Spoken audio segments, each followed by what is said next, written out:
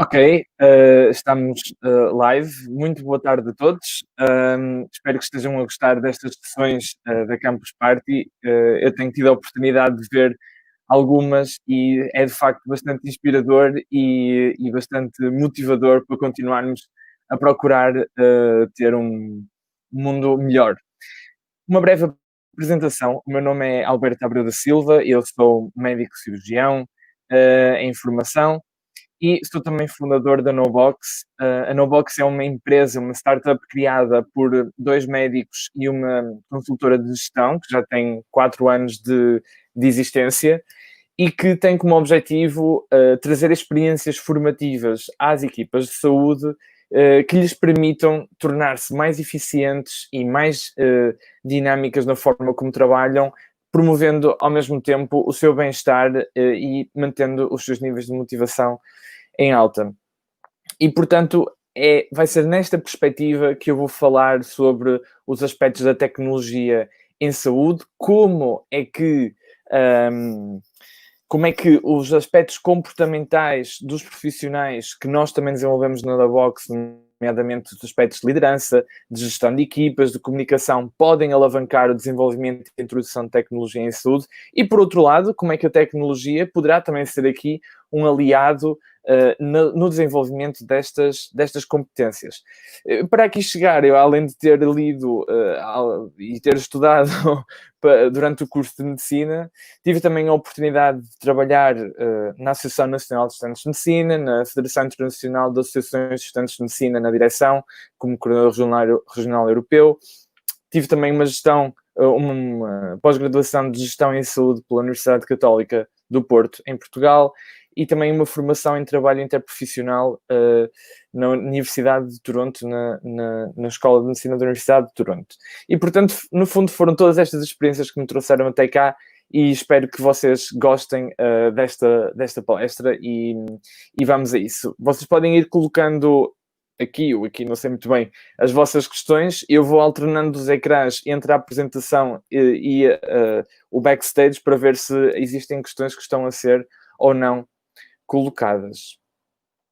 Sem mais demoras. Portanto, Tech Healthcare Human Again, este é o nosso mote para aquilo que nós vamos falar. E, portanto, a tecnologia em saúde tem evoluído ao longo dos últimos anos, da mesma forma e simetricamente que ela tem sido desenvolvida em outros ramos empresariais.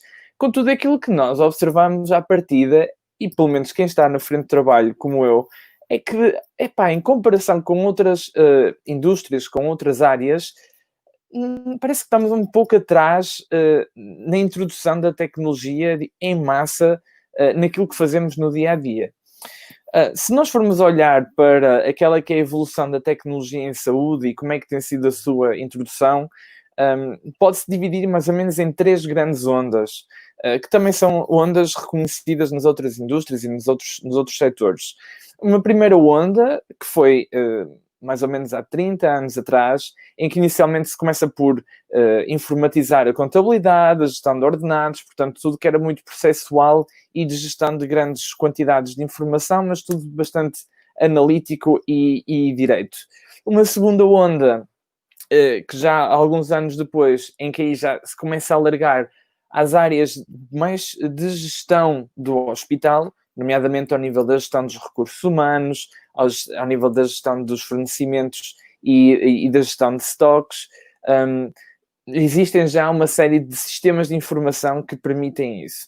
Obviamente que agora muita da informação que nós já registamos em saúde já não existe em papel, já existe em programas informáticos, mas também isto é muito voltado ainda para a perspectiva do prestador de saúde e da facilitação do trabalho do prestador de saúde. A terceira onda, e aquela que estamos à espera, nós profissionais, e com certeza e provavelmente ainda mais os doentes, é a onda da digitalização total, em que vamos ter a digitalização de serviços e produtos prestados pelas instituições de saúde. Em que aí, de facto, vamos mudar a forma como a saúde chega aos doentes. E isso vai implicar transformações radicais nas formas como nós trabalhamos, na forma como nós, profissionais de saúde, estamos habituados a colocar em prática aquelas que são as nossas aprendizagens das nossas competências. E este sim é o grande desafio para a introdução da tecnologia em saúde.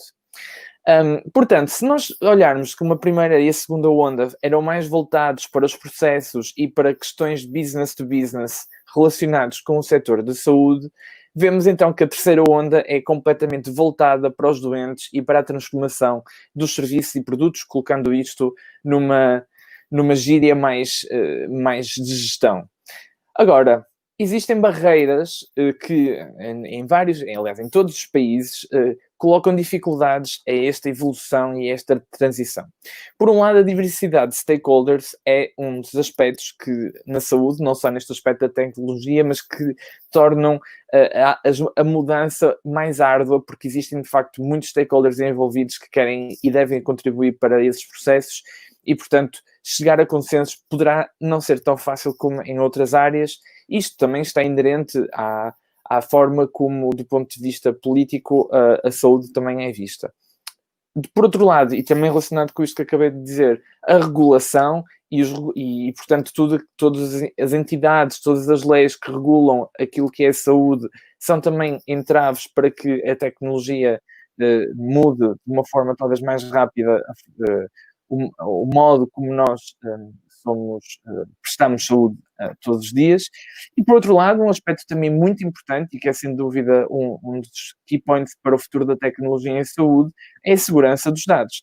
Porque em muitos doentes, a libertação de aspectos e de conhecimento clínico sobre eles poderia colocar em questão várias áreas da sua vida pessoal, e isso tem de ser muito bem salvaguardado para podermos desenvolver estes aspectos. Portanto, ultrapassar estas barreiras é uma responsabilidade de quem vai querer, então, introduzir e desenvolver a tecnologia em saúde. Estou aqui com um problema. Portanto, qual é que é, então, o desafio para esta terceira onda em saúde? O desafio para esta terceira onda em saúde é perceber, então, quais é que são as preferências dos doentes no que respeita à digitalização, tanto dos canais como dos serviços, porque se nós estamos a falar que esta mudança vai ser relacionada com os produtos, os serviços e os doentes, então temos de nos aproximar enquanto profissionais daquilo que os doentes querem.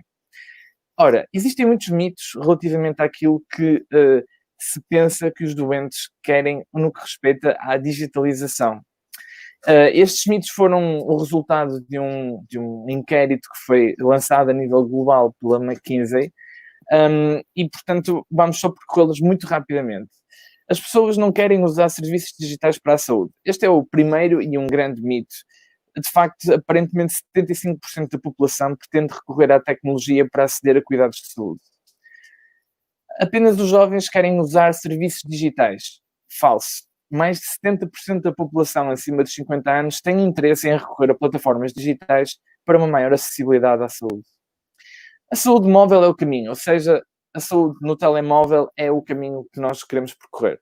Apesar de ser uma necessidade especificamente elevada e que é muito particular da população jovem, o facto é que há doentes com mais idade que pretendem que a tecnologia seja sim implementada, mas não através do telemóvel e através de outros sistemas, nomeadamente telemonitorização, e que seja uma ponte de proximidade com os profissionais e não uma forma de distanciamento.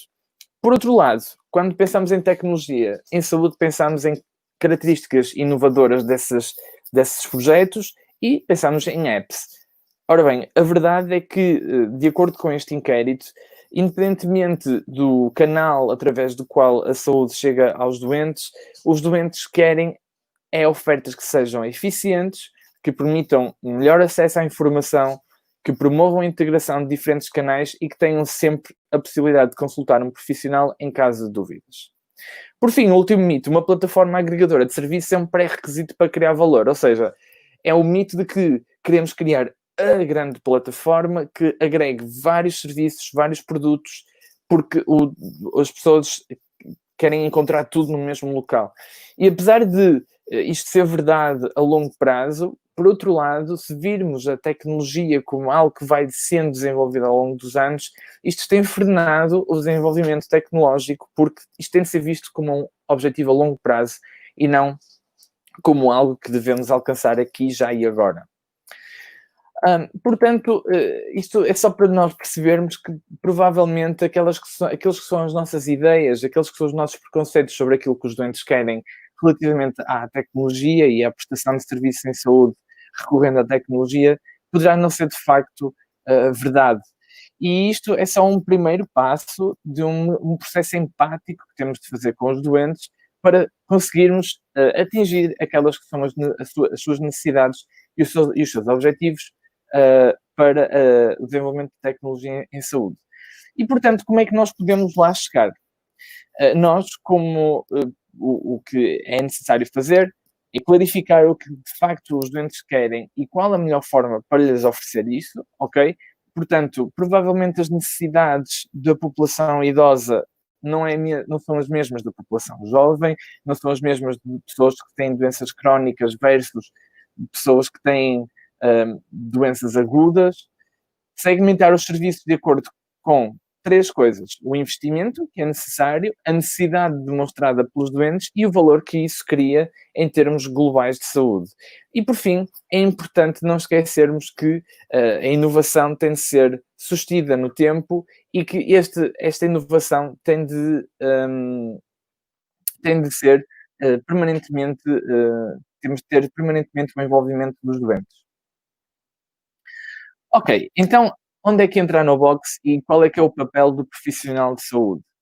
Hum, Provavelmente já existem, aliás, bastantes médicos que inclusive sabem programar, não é o meu caso, eu estou meio no que respeita às minhas skills tecnológicas, mas de facto, acima de tudo, os médicos têm de ser os agentes de ligação ao doente e entre os vários projetos que são desenvolvidos do ponto de vista tecnológico para garantir que, de facto, estão a ir de encontro às necessidades reais dos doentes. Porque, em boa verdade, os profissionais é que lidam, de momento, com aquelas que são as preocupações diárias dos doentes e lidaram durante muitos anos. Portanto, além disso, um, contrariamente àquilo que muitas vezes observamos nas instituições de saúde, os profissionais deverão ser promotores de inovação e não mais uma areia na engrenagem para que a inovação aconteça. Obviamente que tem de ser de acordo com os preceitos do conhecimento que nós temos à luz da ciência, mas obviamente perceber que o caminho vai ser este para que nós consigamos, inclusive, alcançar conceitos fundamentais como Universal Health Coverage. Depois, deverão ser responsáveis por manter a motivação e o desenvolvimento das equipas, permitindo a renovação e a reinvenção. Ou seja, têm de exercer uma liderança direcionada para motivar a aderência a estes projetos de inovação ou não. Antes de continuar, eu talvez tentasse ver se existem aqui algumas questões que estão a ser colocadas. Ok, temos aqui uma pergunta do chat. Como é que o Covid veio acelerar isso? Ok, isto é uma excelente questão. O Covid, e posso dar o exemplo daquela que foi a realidade no hospital onde trabalho, na fase de grande crise, e portanto, por exemplo, entre março e abril, houve o cancelamento de praticamente todas as consultas externas que eram feitas aos doentes. E então, das duas, nós vimos-nos confrontados com a hipótese de não ver os doentes, ou pelo menos ligar-lhes, a opção no nosso caso foi ligar aos doentes e perceber como é que eles estavam, se as consultas podiam ser adiadas, se havia alguma coisa que precisasse de uma ação imediata. E então, muito rapidamente, sem estarmos à espera, transformámos consultas presenciais em consultas por telemedicina, neste caso, síncronas e por via telefónica. E o feedback foi bastante bom. Há certos tipos de doentes em que é possível manter a segurança da consulta e manter a qualidade da consulta recorrendo a este tipo de situações. E agora que já estamos a transitar para uma realidade mais ou menos semelhante à que nós tínhamos antes da grande instalação da crise, começámos a perguntar, talvez isto fosse uma boa sugestão para fazer com que os doentes não tenham de vir ao hospital, porque é difícil arranjar uma consulta, por vezes os doentes perdem um dia ou uma tarde de trabalho e isso tem implicações socioeconómicas importantes. Portanto, será que isto será uma boa forma de começar a prestar cuidados? Bem, estamos a ser bombardeados por questões, isto deixa-me entusiasmado, mas um pouco preocupado com o aspecto de tempo. Portanto, temos duas questões bastante semelhantes, que é como vejo a receptividade dos profissionais em colaborar em projetos de inovação tecnológica. Eu vou pegar nesta questão e responder um bocadinho mais à frente, porque vai se relacionar com aquilo que tinha previsto dizer à frente. Portanto, os profissionais de saúde não foram habituados, durante a sua formação formal na universidade, ou em espaços de desenvolvimento técnico, nomeadamente auxiliares, não foram desenvolvidas competências comportamentais importantes para promover o trabalho em equipa e promover o desenvolvimento de projetos. Nós aprendemos muito a componente científica de tratamento e gestão da doença, mas muita pouca atenção é dada aos aspectos interpessoais do profissional de saúde. E isto é determinante não só para a nossa relação com os doentes, mas também a nossa relação entre nós e a adesão que podemos ter a novas iniciativas e novos projetos em contexto das nossas instituições. Nós da NoBox desenvolvemos um modelo daquilo que seria aquelas que seriam as competências do profissional de saúde de amanhã, nomeadamente a liderança transformacional, ou seja, uma competência voltada para a motivação e para o reconhecimento do profissional e do doente, a gestão e desenvolvimento de equipas, o desenvolvimento de inteligência emocional e estas duas últimas particularmente importantes neste aspecto da introdução da tecnologia em saúde, a inovação e criatividade e o alinhamento organizacional e gestão de mudança. Portanto, os profissionais conseguirem ver a si próprios como parte de uma organização, com objetivos, com ideias que quer colocar em prática e ter as competências para inovar e para ser criativo. Porque, apesar de naturalmente haver algumas pessoas que são inatamente inovadoras e criativas, isto são competências que podem ser desenvolvidas e, ao serem desenvolvidas, podem então alavancar a introdução de mudança, nomeadamente de mudança tecnológica. E, portanto, respondendo aqui à questão de se ver como é que eu vejo a receptividade dos profissionais em colaborar em inovação tecnológica, eu vejo uma receptividade cada vez maior, mas gostaria de alertar para a necessidade que há de que a liderança, tanto as lideranças intermédias a nível das instituições como ao nível das administrações hospitalares, de desenvolver estas competências nos profissionais. Porque desenvolver estas competências, que podem ser feitas, inclusive, alicerçadas já num projeto que queiram introduzir no contexto da sua instituição, é a chave para ensinar e mostrar que há formas diferentes, iguais ou ainda melhores de fazermos aquilo que fazemos todos os dias.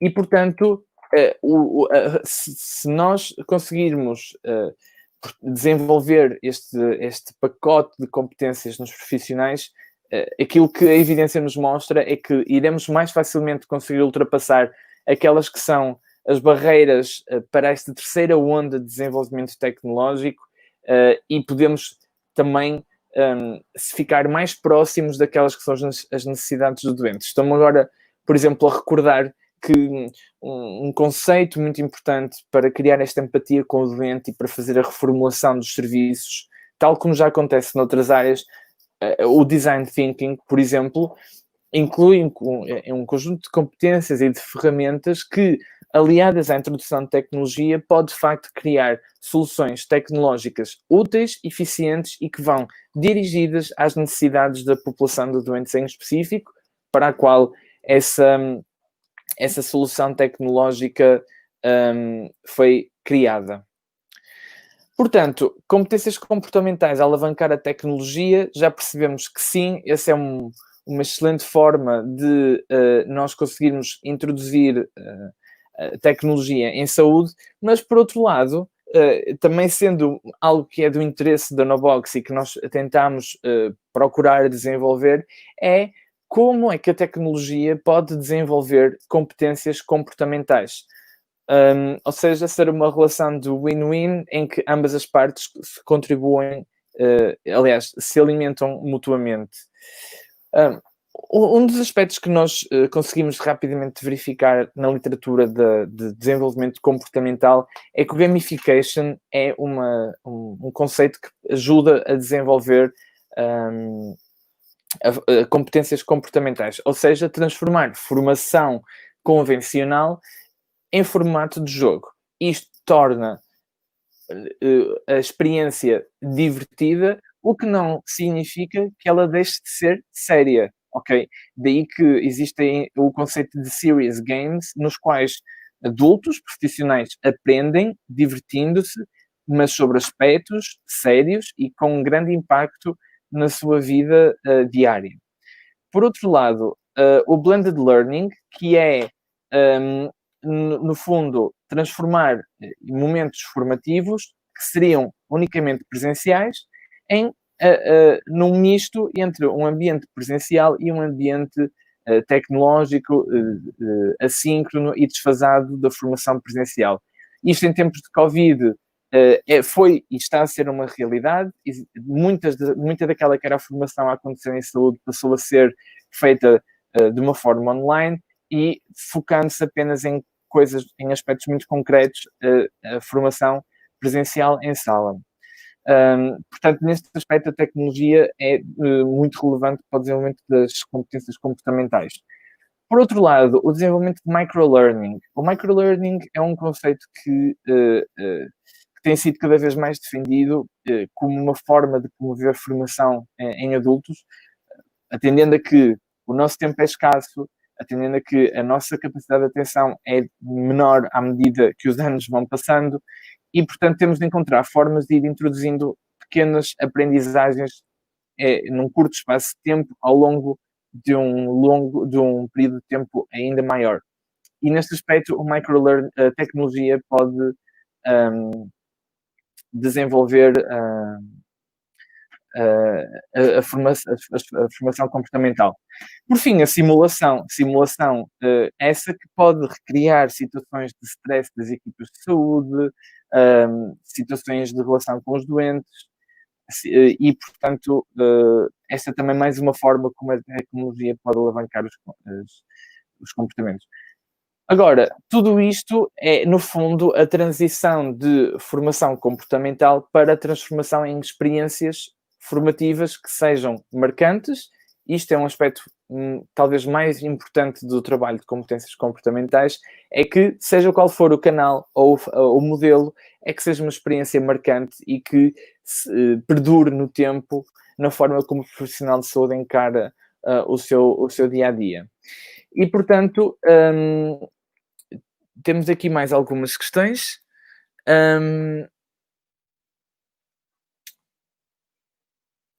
Como é que isso se faz e com a falta de profissionais, como é que a tecnologia pode contribuir para isso? Outra questão é, tens experiência com algum exemplo de entrega de um produto tecnológico?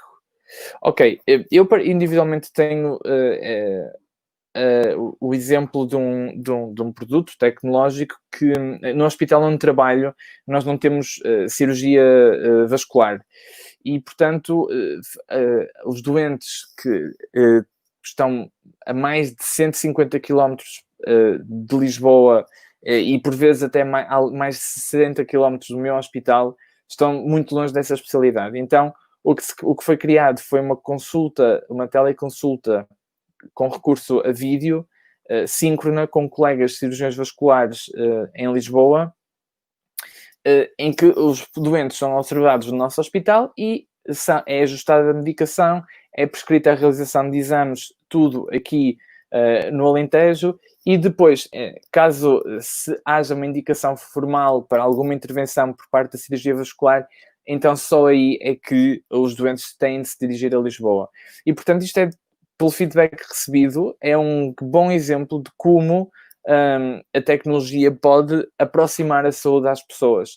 mas penso que isto não poderá ficar por aqui, porque, e relacionando-se com outra questão, há uma falta de profissionais de saúde, isto é um facto a nível global, e, portanto, a formação diversificada em competências clínicas pode ajudar a que esta entrega de proximidade aos doentes de ofertas de saúde pode ser mais próxima. Por fim, então, uma vez que estamos mesmo quase a terminar, se tiverem ideias, se tiverem sugestões de colaborações que gostassem de fazer nesta área com a Nobox, podem nos enviar um e-mail e teremos todo o gosto em trabalhar juntos, eventualmente, se as ideias estiverem alinhadas. E, portanto, continuar a acreditar que os profissionais de saúde podem não saber que querem, mas se os ajudarmos a perceber o quão benéfico isto pode ser, certamente que serão aliados importantes na introdução da tecnologia em saúde. Obrigado às questões que foram colocadas e continuação de uma boa tarde e de uma excelente Campus Party.